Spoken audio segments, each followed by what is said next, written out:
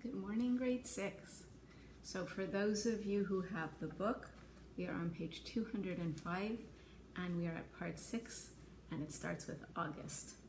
And it says, what a piece of work is a man, how noble in reason, how infinite in faculty, in form and moving, how express and admirable, in action, how like an angel, in apprehension, how like a god, the beauty of the world.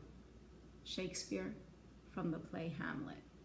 If you don't know what we're talking about in that, when you get to high school and you do Hamlet, you might remember that little excerpt right there. All right, we are up to North Pole. The Spud lamp was a big hit in the science fair. Jack and I got an A for it. It was the first A Jack got in any class all year long, so he was psyched. All the science fair projects were set up on tables in the gym. It was the same setup as the Egyptian Museum back in December, except this time there were volcanoes and molecule dioramas on the tables instead of pyramids and pharaohs. And instead of the kids taking our parents around to look at everybody else's artifact, we had to stand by our tables while all the parents wandered around the room and came over to us one by one. Here's the math on that one. 60 kids in the grade equals 60 sets of parents, and doesn't even include grandparents. So that's a minimum of 120 pair of eyes that find their way over to me.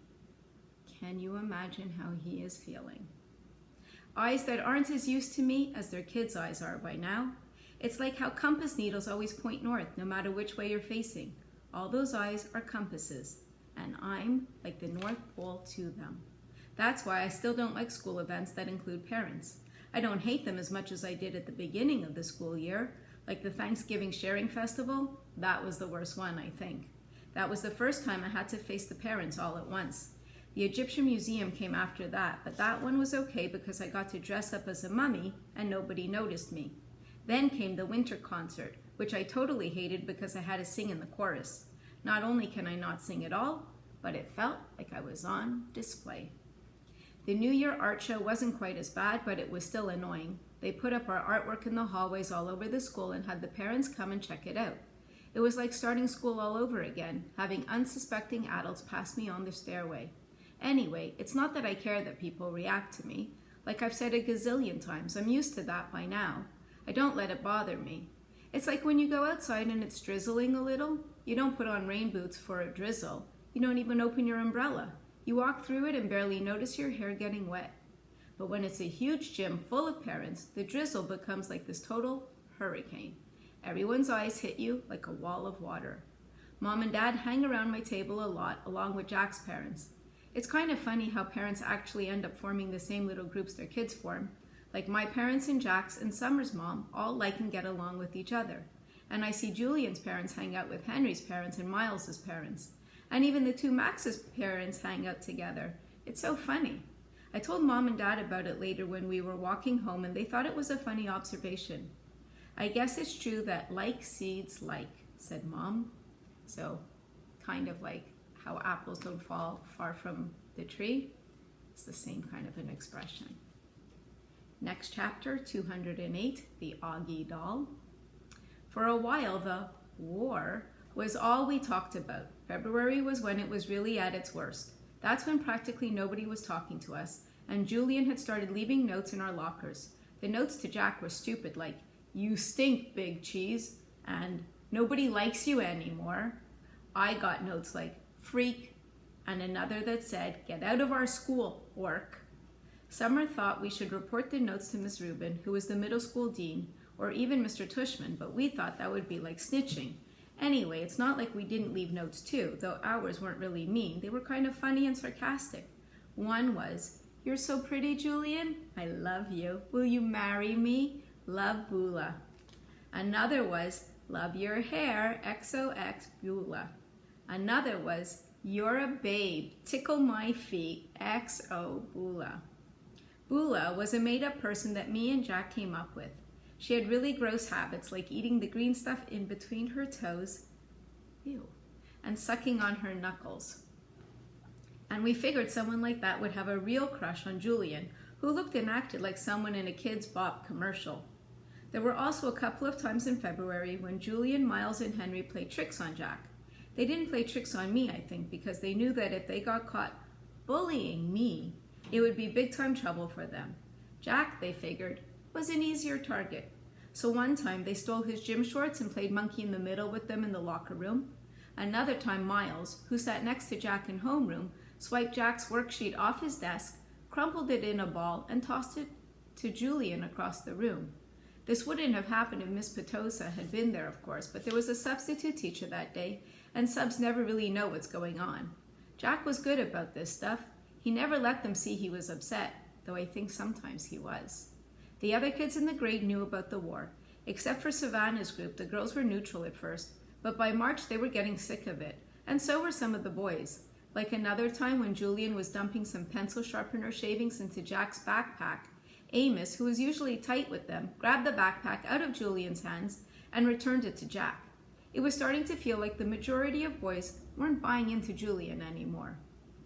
Which, just as a heads up, is what happens in real life with bullies. Then a few weeks ago, Julian started spreading this ridiculous rumor that Jack had hired some hitman to get him and Miles and Henry. This lie was so pathetic that people were actually laughing about him behind his back. At that point, any boys who had still been on his side now jumped ship and were clearly neutral.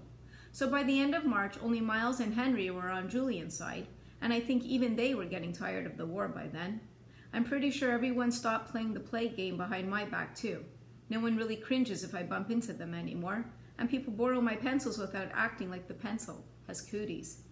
People even joke around with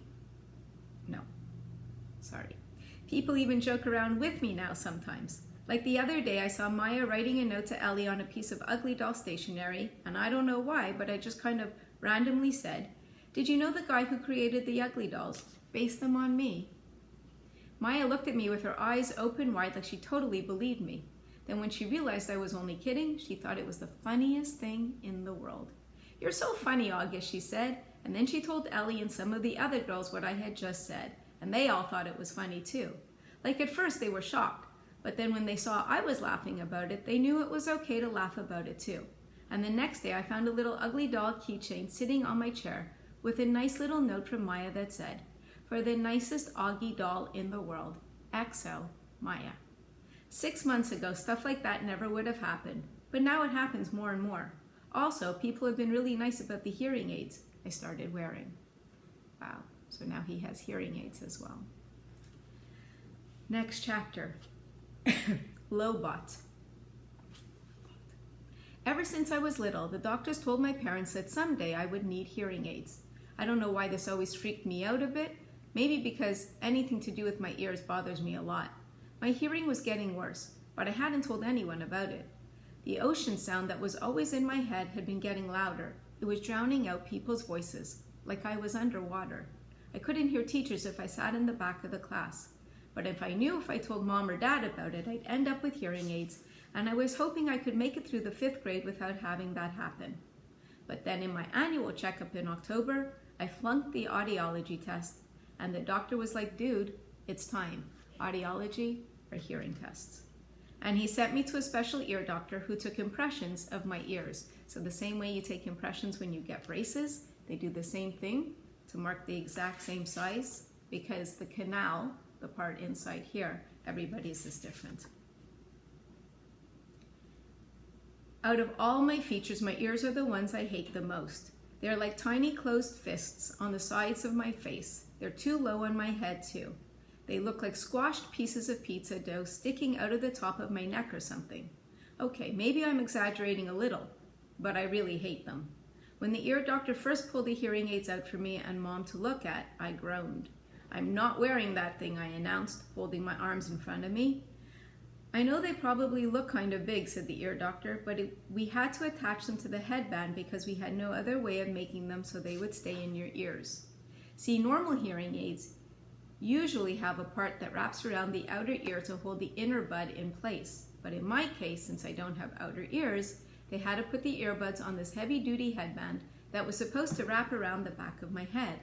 "I can't wear that, Mom," I whined. "You'll hardly notice them," said Mom, trying to be cheerful. "They look like headphones." "Headphones? Look at them, Mom," I said angrily. "All look like Lobot." "Which one is Lobot?" Mom asked calmly.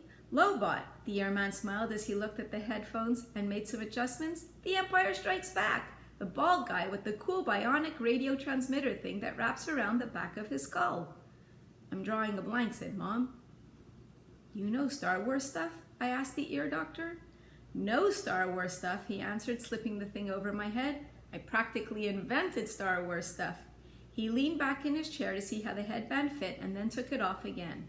Now, Augie, I want to explain what all this is, he said, pointing to the different parts of one of the hearing aids. This curved piece of plastic over here connects to the tubing on the ear mold. That's why we took those impressions back in December, so that this part that goes inside your ear fits nice and snug. This part here is called the tone hook, okay? And this thing is the special part we've attached to this cradle here. The Lobot part, I said miserably. Hey, Lobot is cool, said the ear doctor. It's not like we're saying you're going to look like Jar Jar, you know? That would be bad. He slid the earphones on my head again carefully. There you go, August. So how's that? Totally uncomfortable, I said. You'll get used to them very quickly, he said. I looked in the mirror. My eyes started tearing up. All I saw were these tubes jutting out from either side of my head like antennas. Do I really have to wear this, Mom? I said, trying not to cry. I hate them. They don't make any difference. Give it a second, buddy, said the doctor. I haven't even turned them on yet.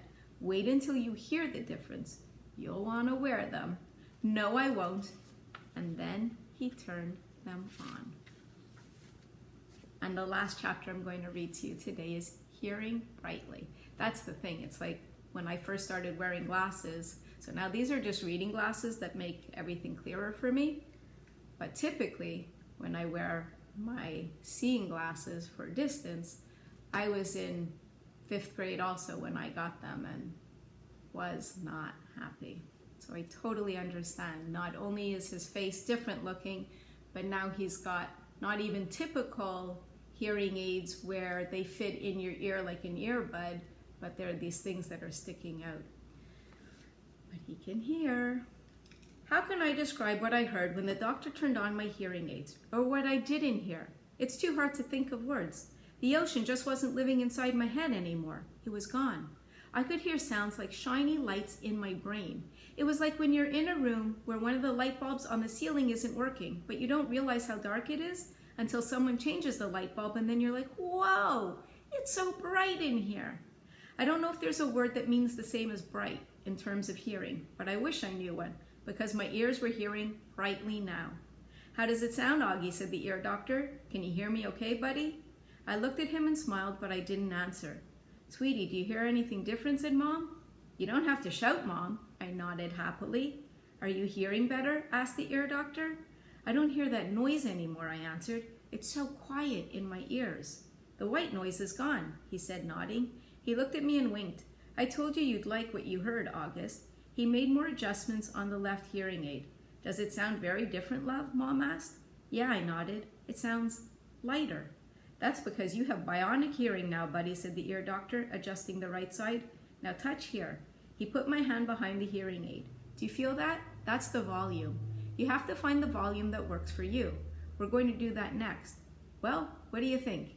He picked up a small mirror and had me look in the big mirror at how the hearing aids looked in the back.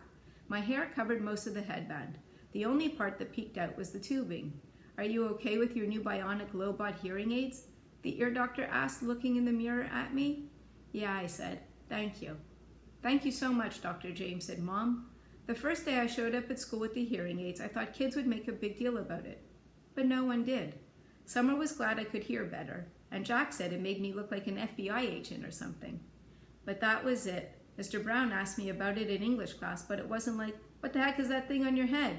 It was more like, if you ever need me to repeat something, Augie, make sure you tell me, okay? Now that I look back, I don't know why I was so stressed about it all this time. Funny how sometimes you worry a lot about something, and it turns out to be nothing. That's it, guys. See you next time.